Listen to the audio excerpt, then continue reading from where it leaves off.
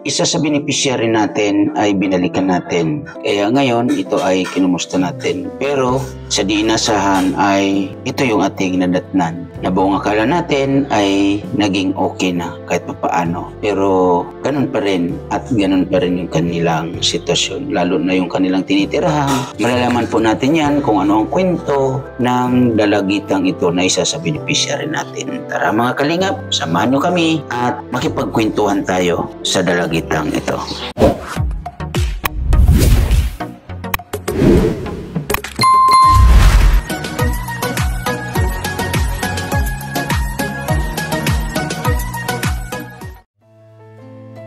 Yan po mga kalingap yung bahay sa isa sa beneficiary natin dito, no?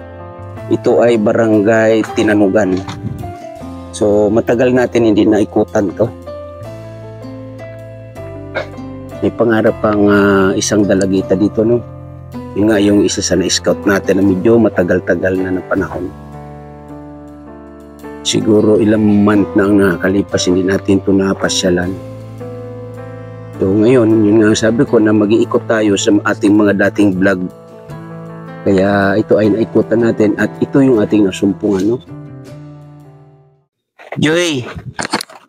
Halika. Kwentuhan tayo. Saan sila papa mo? Umalis din, mama. Si papa mo? Doon. Nasaan? Doon. Anong ginagawa? Wala, nakaupo. Nakaupo. Papa mo pala yung nakaupo doon. Kala ko bisita. Kumusta na dito sa inyo? Okay lang. Okay lang. Pag-aral mo, kumusta? Okay lang, wala naman kaming pasok kasi may GS sa'yo magaan. May ganap.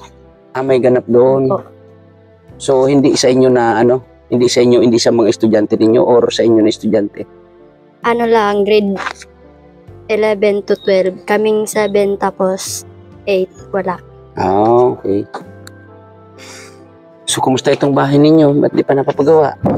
Wala pa kasi tayo, pangpagawa. Wala pang pampagawa? Opo, Bakit ikaw? Wala ka pang trabaho? wala, nag-aaral. Nag-aaral to. So, dikit mo natin dyan. Ikwentuhan nga tayo sa damit. So, yun nga, medyo matagal-tagal tayo hindi nagkita, no? Po. So, ito po mga kalingap yung loob ng bahay nila. Bakit? Ano nang nangyari at ganyan na yung mga bubong ninyo? May butas na kasi tayo kaya nilagyan na lang ganyan para di nilagyan ng tubig dito sa baba ay sa loob. So, ibig sabihin, pag umuulan sa labas, umuulan din ang loob ng bahay ninyo? Opo. Oo. So, ilan kayo nakatira dito? 7. 7. Opo. Si papa mo anong trabaho sa ngayon? Naglalaot po tayo. Naglalaot. Opo. So wala siyang ibang pinagkakitaan maliban sa paglalaot? Wala, yun lang. Hindi siya nagmamacho dancer? Hindi? Hindi.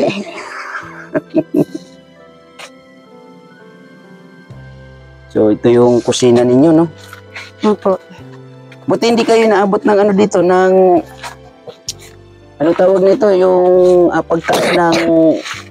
pagtaas ng tubig. Buti hindi kayo naabot dito. Pag malakas tayong ulan, may pumapasok ditong tubig. Tubig dito. Opo, Grabe, no? So yun yung ating andito, kung sana magdasal tayo na maano itong bahay ninyo. So si mama mo anong trabaho sa ngayon? ng mga, doon sa walang gutom. Anong walang gutom? Yung nagbabalot ng mga pagkain. Ano yun, may bayad din siya doon? Opo, Magkano yung bayad sa kanya? Lang, 300 Sisang, or 200. 300 o 200 sa isang araw? Opo, Ano yun, araw-araw? Ay, ngayon lang yun tayo. Ngayon lang? Nag-extra lang siya. Extra. Opo. Sana makuha na siya na artista para hindi sa extra. So, ilan nga kayo nakatira ulit dito? 7. 7. Oo. So, ilan kayo magkakapatid ulit? 7 din. 7 Ay, din. hindi kami kasi. Bakit nasaan yung iba? 7 lang kayo dito? Si kuya pumasok. Tapos yung dalawa kong kapatid nandoon sa Saan? kabila. Sila may Ano yung pasok ni kuya mo sa trabaho? nag-aaral. Nag-aaral. Anong grade siya? 12. Tapos yung isa, 11. Yung isa, 10. Ay grabe, daming nag-aaral ano. So puro high school. Yun po. Ilan ang elementary? Ano, dalawa. Dalawang elementary. Si papa mo hindi nag-aaral. Hindi. So, yun po no mga kalinga pang ano natin dito sa isa sa beneficiary natin na medyo matagal-tagal natin na hindi naikutan. So, ilang buwan tayo hindi nagkita? Sa palagay mo, 3. 3 buwan. Ay, grabe no. So, kailan yung huling vlog ko sa inyo? Yung ano pa yata yun? Yung pasukan ninyo. So, matagal-tagal na nga. Na yun ay galing kay Ate Ana Kuroda. So, itong lote na to dito, sa inyo to? Opo, kila papa na yan. Kila papa mo. Opo. So, ikaw, ano yung plano mo sa pag-aaral mo? Magtatapos. Magtatapos. Opo. Anong grade ka na nga ngayon? Uli? 8. Grade 8. Nako, matagal-tagal pa, malayo-layo pa ang tatahakin mo. So ano ulit yung pangarap mo? Ano ulit yung pangarap mo na maging Flight attendant. flight attendant? Ang taas ang pangarap mo, pero ang baba mo naman. Magano ka ng yung mga yung Star Margarine para maamot mo yung pangarap mo, pero maliban doon sa flight attendance, ano pa yung plan B mo sa pangarap mo?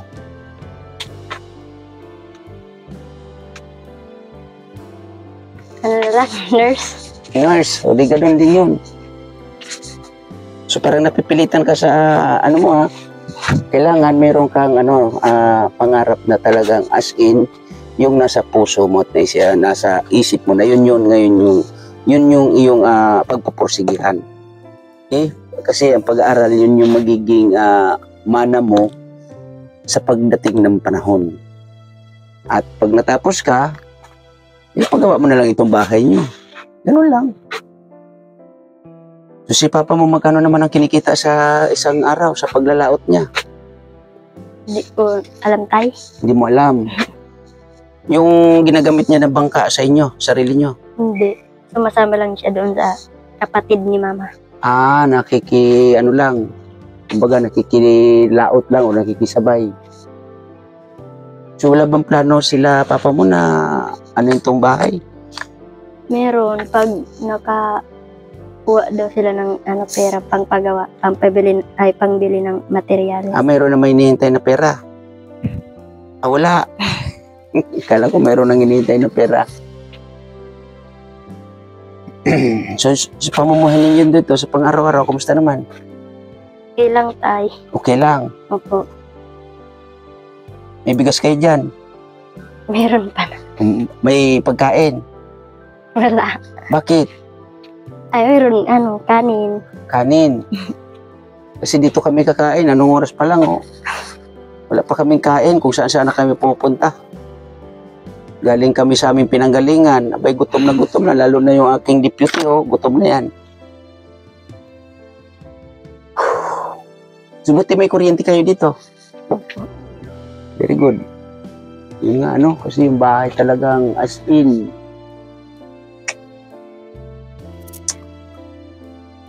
So, halimbawa, ipagawa itong bahay ninyo, anong gusto mong bahay? Simple lang. Simple lang. Very good yan. No, kasi yung mga materials nito, ito kawayan, no? Siguro pag 2 puno ng nyug dito, swak to Kung yero naman, ilang yero yan. Anong gusto mong bubong? Yero? Depende. Ano na lang. Ganito ulit. Anahaw. Oo, Trapal. Hindi, Sige, anahaw. Anahaw na lang. Anahaw para na di lang. mainit.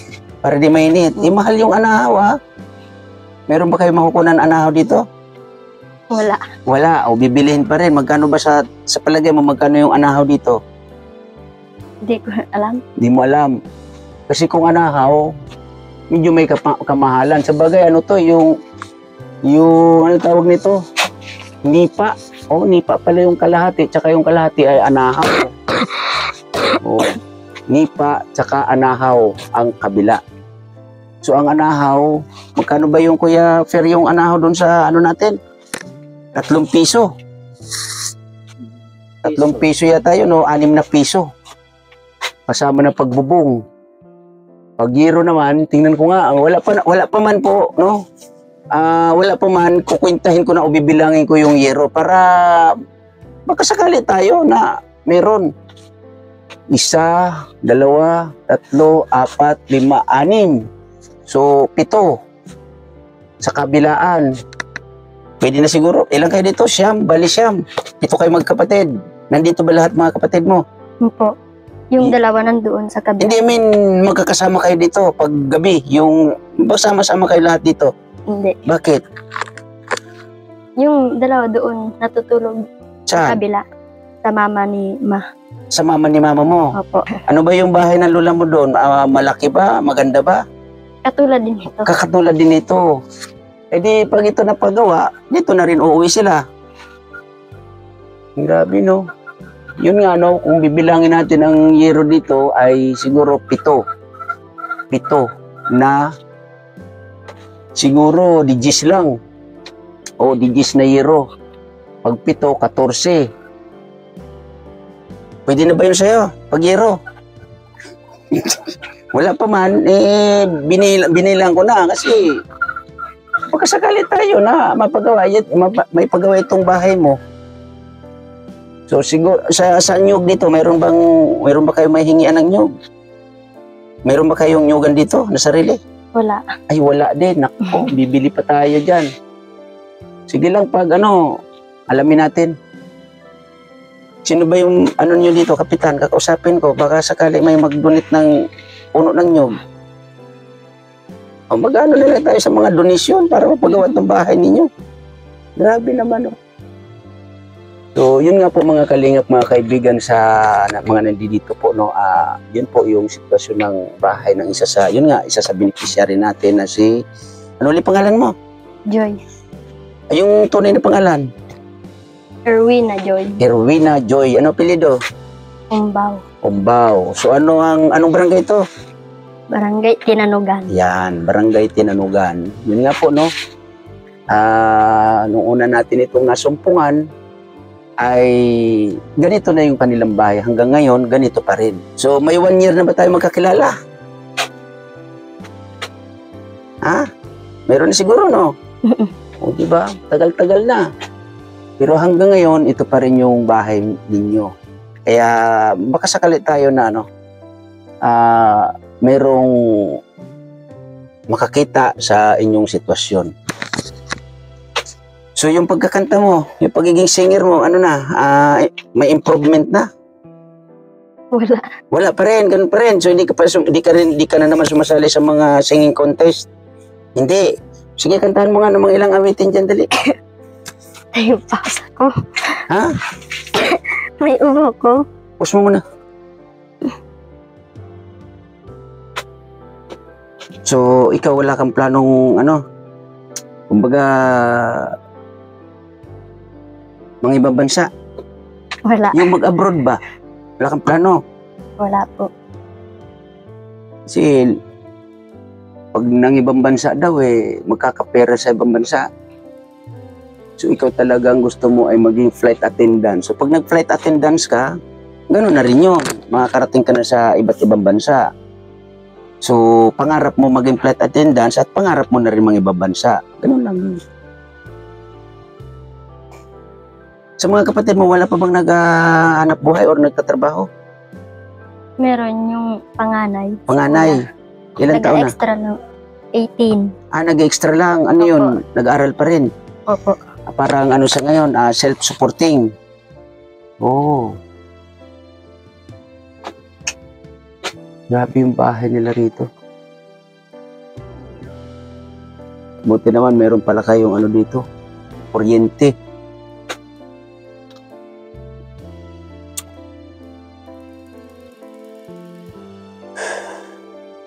Si papa mo ba araw-araw naglalaot? Yung kahapon, walang laot sila. Bakit? Kasi stop buying ata. Stop buying. Meron pala ditong ganyan na stop buying kung tawagin ay tigil mo na sa pagbibili. Opo. Bakit ano ba yung mga nahuling isda ni papa mo? Lawlaw. Yung lawlaw, yung ano tawag nun? Yung, Tamban. opo. Tapos, yung itim na isda. Ah, itim na isda. Hindi mo kilala kung anong isda? Hindi. Tawag dito, lamadang. Ah. So, Kuya Per, baka pwedeng kuha ka ng isang ano doon? Isang kilong bigas.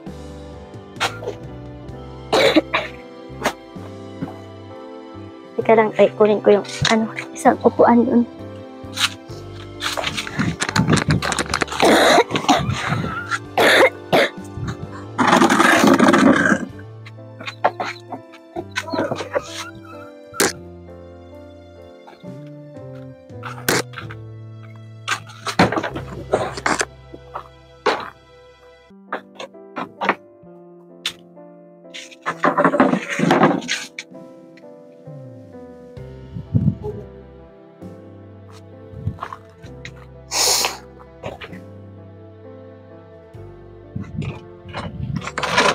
Pagdagdag ninyo ng pansaing kasi yan pa lang naman yung ating kaya sa ngayon.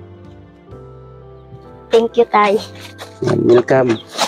At ayun nga, magdasal tayo na may makakita dito sa bahay ninyo para paano may pagawa ito. So, ang gusto mo na bahay, simple lang. Opo. Ayaw mo nang mamahalin na bahay? Ayaw. Ayaw. No, kasi ano lang naman to eh. Medyo may kaliitan lang to. Siguro mga 2x3. 3 ang haba. 2 ang lapad niya. So, medyo maliit lang. So, sa next gusto ko makausap si papa mo tsaka si mama mo. Hoy! Ito ba mga kapatid mo pa to? Opo. Ito. Opo. Naligo sa dagat. Naligo sa dagat. Malapit ba talagang dagat dito sa inyo? Diyan lang. Ah, dyan lang. Naku. Ito, ilan taon na ba to? 3. Ito bang bunso ninyo? Opo. Ah, malaki na.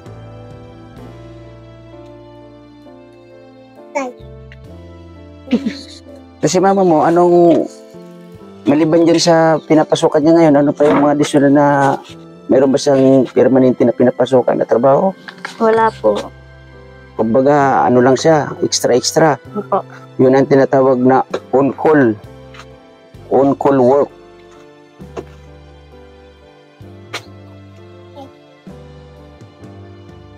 So yung pag-aaral mo sa ngayon, ano nang sitwasyon? Kailang Tay, may kami sa Friday. May Yung performance sa MAPE, yung sasayaw. sayaw. Opo. Mahusay ka ba sumayaw? Medyo. Medyo. Abay, sa pagkanta mo, dapat i-improve mo yung pagkanta mo. Dapat sumasali ka sa mga singing contest.